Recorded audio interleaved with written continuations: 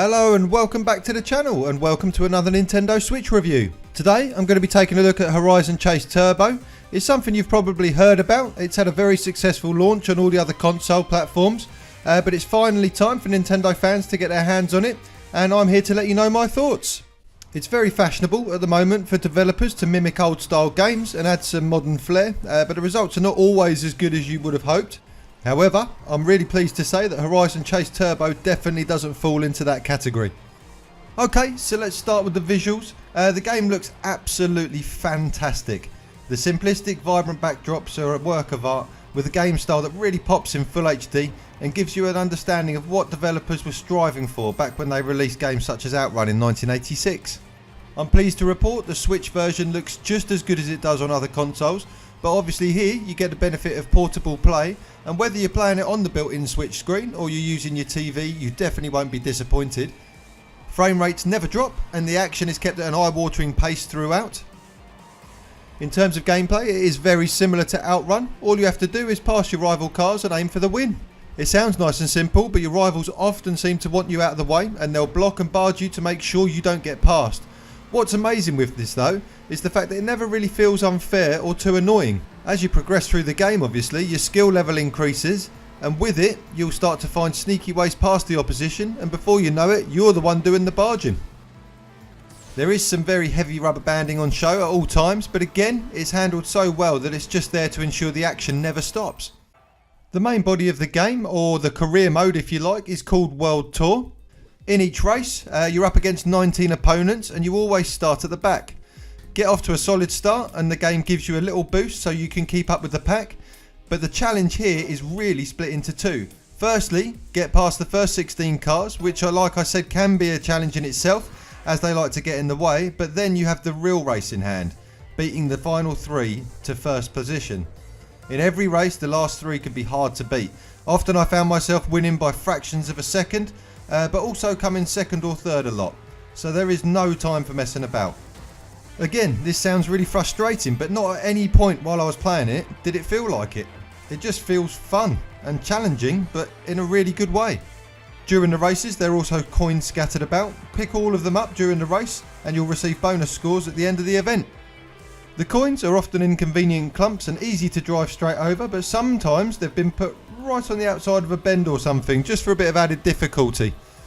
The points you earn are then tallied up and go towards unlocking new cars and events. Nothing we haven't seen before, but it's a system that works really well and it's no different here.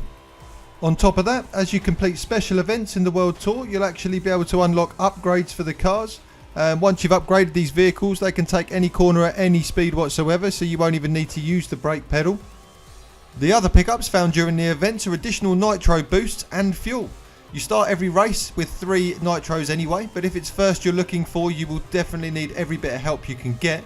The fuel, however, is essential in every race, as you won't get to the finish line without it. It's very possible to run out altogether, so remember where you saw the fuel on that particular lap and make sure you pick it up each time you go round. In terms of variety within the game, there's around 30 cars and countless tracks to unlock. All the cars are beautifully styled and definitely bear a very large resemblance to their real life counterparts that they're trying to imitate. The tracks that are on offer, there are so many different areas, including things like Easter Island and Iceland and many more. Each one is gorgeously detailed in the unique art style of the game. Up to 4-player split screen multiplayer is on offer here, so get your mates round for some old school sofa battling. Something I'm so glad that they've included, and again something you don't see much of anymore, but certainly when games like Outrun were being made, it was all the rage back then. So it's really nice to see it in this game because it just kind of makes sense for its nostalgic ways really. In terms of the single player stuff, along with the single player sort of the campaign, the World Tour as such I was talking about earlier, there are some other modes. There's tournament play, which is just a few events put together for a shorter sort of gaming experience I suppose. So what they've done is they've just sort of taken 4 events from the World Tour itself, just put them together for you so you can sort of have a quick battle or you know, go against your friends with it. And there is a mode also called Playgrounds. Now Playgrounds are just single events taken from the main story again, but they've got a bit of a twist.